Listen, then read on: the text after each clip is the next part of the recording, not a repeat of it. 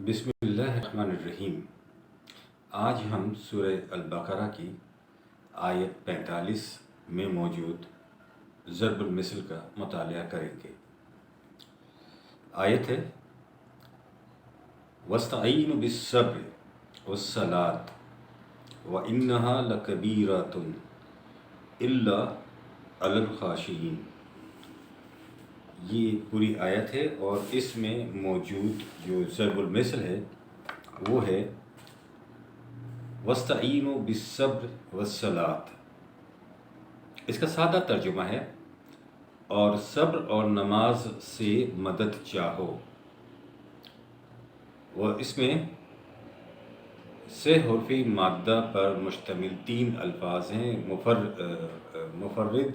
مفردات میں سے وَاسْتَعِینُوا جس کا مادہ ہے عین واو نون یعنی مدد حاصل کرو تم، یہ اس کا ترجمہ ہے۔ بالصبر صاد بے رے صبر سے، والصلاۃ صاد لام واو یعنی جس کو عام ترجمہ نماز کیا گیا ہے۔ اب ہم لیتے ہیں لفظ وَاسْتَعِینُوا جس کا مادہ ہے اون عین واو نون۔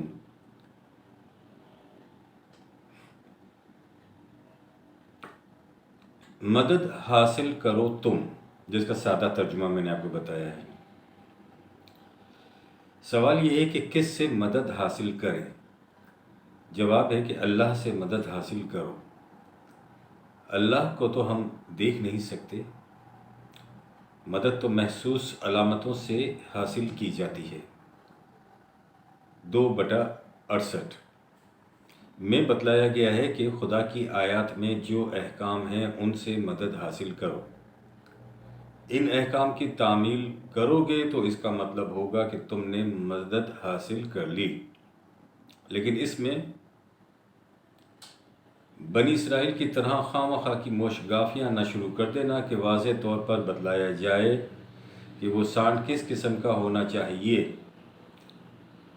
اور اس میں جزیات کی بحث شروع کر دی جائے۔ 1/4 میں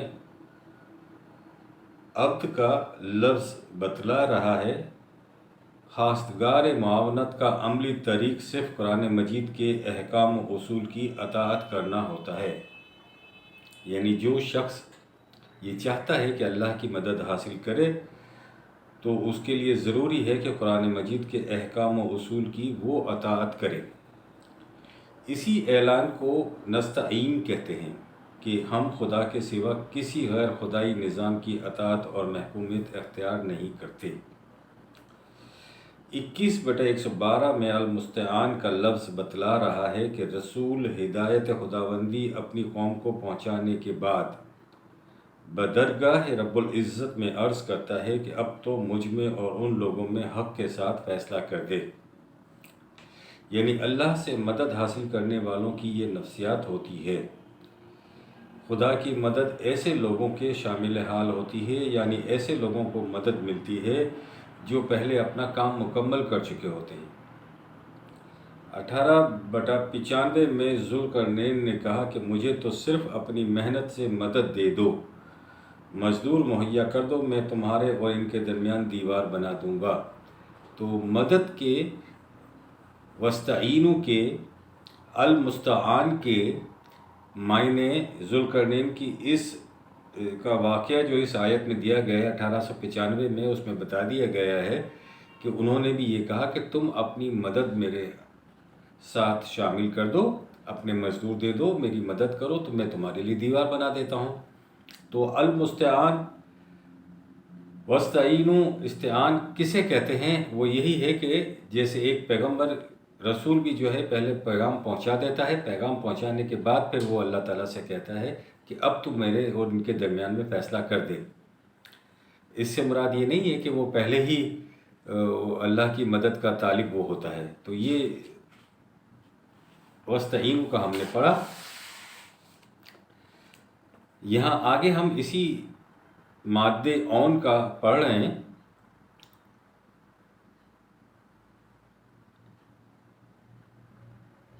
5/2 میں تعاون کا لفظ ہے، یعنی ایک دوسرے کی مدد کرنا۔ معاشرتی زندگی میں دشمن کے ساتھ بھی عدل کرو، یعنی 5/2 میں مدد کرنے کا کہ کس کو مدد حاصل ہوتی ہے، تو اس کے لیے بتایا گیا ہے کہ وہ کون لوگ ہوتے ہیں جن کی مدد واقعی اللہ کی طرف سے کی جاتی ہے۔ تو معاشرتی زندگی میں دشمن کے ساتھ بھی عدل کرو، یعنی وہ لوگ یہ کرتے ہیں، انسانیت کی فلاح کے بہبود کے کام کرتے ہیں، قوانین خداوندی کی نگہداشت کرتے ہیں، خدا کی قائم کردہ حدود سے تجاوز نہیں کرتے، اسلام کے نظام کی نمائندگی کے لیے بطور محسوس علامات جیسے کعبہ ہے ان کی بے حرمتی نہیں کرتے، ان کا احترام کرتے ہیں۔ وہ اس بات کا ثبوت ہے کہ ان کے دل میں خدا کے اس نظام کا احترام ہے۔ معاشرتی زندگی میں تعاون اسے کہتے ہیں، تو وہ یہ تعاون کرتے ہیں۔ یاد رکھو تمہاری صلاحیتوں کی نشو و نما اور تمہاری زندگی میں صحیح توازن اسی صورت میں پیدا ہو سکے گا، یعنی جب توازن پیدا ہوگا جب یہ کام کرو گے، اس طرح سے اللہ کے احکامات کی نگہداشت کرو گے۔ 1/4، 2/68، 21/112، 18/95، 5/2 اور 2/45 ان تمام آیات کو سامنے رکھیں تو پھر استعینوا اون مدد حاصل کرو تم کا صحیح مفہوم سمجھ میں آ جائے گا۔ اب ہم آتے ہیں بالصبر۔ صبر کیا ہوتا ہے؟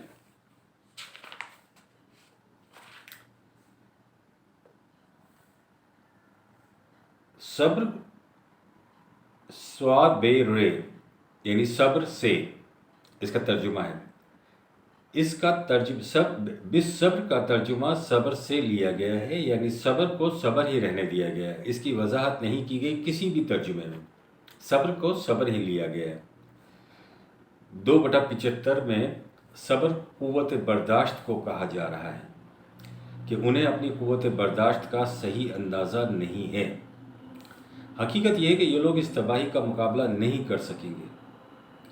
2/61 میں بنی اسرائیل کے لیے کہا جا رہا ہے کہ انہوں نے سپاہیانہ زندگی پر استقامت نہیں دکھلائی، تلون مزاجی کا شکار ہو گئے اور شہری زندگی کو ترجیح دی۔ یہاں پر مستقل مزاجی سے اپنے مقصد پر ڈٹے رہنے کو صبر کہا گیا ہے۔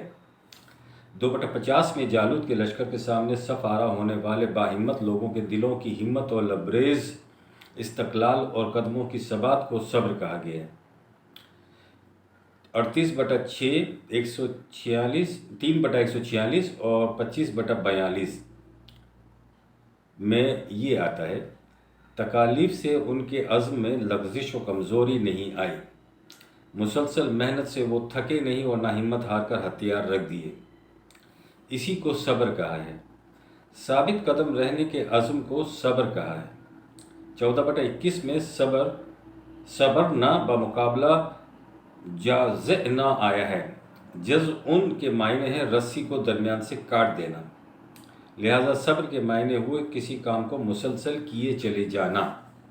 18/68 اور 49/5 میں صبر کا لفظ ایسے آیا ہے جیسے ہم کہتے ہیں کہ بے صبرے کیوں ہوتے ہو، ذرا ٹھہرو، یوں ہی بے چین مت ہو، ڈونٹ بی امپیشنٹ۔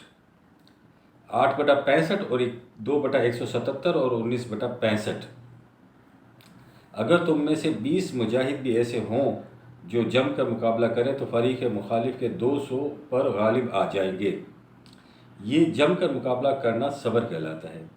خدا کی عبادت نہایت استقامت اور ثابت قدمی سے اختیار کرو، یہ ہے وہ صبر جس کے لیے کہا گیا ہے کہ استعینوا بالصبر والصلاۃ، یہ 2/153 میں آیا ہے، یعنی صبر اور صلاۃ کی راہ اختیار کرو۔ اللہ کی نصرت ان لوگوں کے ساتھ ہوتی ہے جو اپنے نصب العین کے حصول کے لیے استقامت اور ثابت قدمی سے کام لیتے ہیں، یہی جماعت مستحق ہزار تبریک و تہنیت ہے۔ ہمارے یہاں صبر کا معنی ہے کہ بے چارگی۔ کہتے ہیں کہ صبر کے علاوہ اور کیا کر سکتے ہیں۔ 3/200 صبر کے معنی ہمت اور استقلال سے اپنے موقف پر قائم رہنے کے ہیں، اور صابر کے معنی استقلال اور استقامت میں ایک دوسرے پر سبقت لے جانے کے ہیں۔ कोशिश करने के हैं, या दूसरों के मुकाबले में इस्तिकामत दिखाने के हैं, या एक दूसरे की इस्तिकामत का मूजिब बनना है। इसी तरह कौमें ज़िंदा रह सकती हैं और इसी तरह आगे बढ़ सकती हैं। तो नफ्सियात दान भी ये कहते हैं कि अपना आप का मुकाबला अपने आप से होना चाहिए, यानी ये नहीं कि आप अपना मुकाबला दूसरों से करें कि वो कितना तरक्की कर गया है और अब मुझे तरक्की करनी है। ये गलत नफ्सियात को उलझा देता है। जैसे नबी अकरम सल्लल्लाहु अलैहि वसल्लम की मंसूब रिवायत में आता है कि आप फरमाते थे कि जिसका आज का दिन का गुज़िश्ता कल के दिन से बेहतर नहीं है, वो तबाह हो गया। तो उससे मुराद यही है कि अपने आप से मुकाबला। तो अपने आप से मुकाबला तो यही होगा कि इंसान ये देखे कि वो कितना ज़्यादा सब्र और इस्तिकामत दिखा सकता है। तो सब्र और इस्तिकामत दिखाने का मतलब ये है कि फिर आगे बढ़ना है, तो अपने माजी से अपने मुस्तकबिल को बेहतर करना है। वस्सलात, स्वाद लाम वाव सल्लू इसका मादा है, नमाज इसका तर्जुमा किया जाता है। बुनियादी मायने हैं किसी के पीछे पीछे मुतवातर और मुसलसल चलते चले जाना। इस मादे के बुनियादी मायने मुसलसल इत्तिबा करने के आते हैं, यानी क़वानीन खुदाबंदी का इल्तिज़ामन इत्तिबा करते रहना। इत्तिबा क़वानीन खुदाबंदी का अमली जो मफ़हूम है वो ये है कि इन फ़राइज़ और ज़िम्मेदारियों, यानी फ़राइज़ और ज़िम्मेदारियों का मतलब तो फ़राइज़ मनसबी होता है, को पूरी एहतियात के साथ पूरा किया जाए जो कुरान करीम की रूह से हम पर आयद होते हैं। सलात के मायने नमाज, ये इसका सानवी मफ़हूम है। तो ये आज हमने 3 से हरफ़ी मादे पर मुश्तमिल अल्फाज पढ़े। अब हम आखिर में इसका मफ़हूम पढ़ लेते हैं। याद रखो, तुम्हारी सलाहियतों की नशोनुमा और तुम्हारी ज़िंदगी में सही तवाज़ुन उसी सूरत में पैदा हो सकेगा कि तुम नहायत इस्तिकामत और इस्तिक़लाल से निज़ाम सलात पर कारबंद रहो। हम जानते हैं कि ये रास्ता तुम्हें बड़ा दुश्वार गुजार और ये मंजिल बड़ी कठिन नज़र आएगी, इसलिए कि तुम दूसरों की कमाई पर तन आसानी की ज़िंदगी बसर करने के आदी हो चुके हो। लेकिन अगर तुम्हें इसका ख्याल रहे कि तुमने खुदा के कानून मुकाफ़ात का सामना करना है,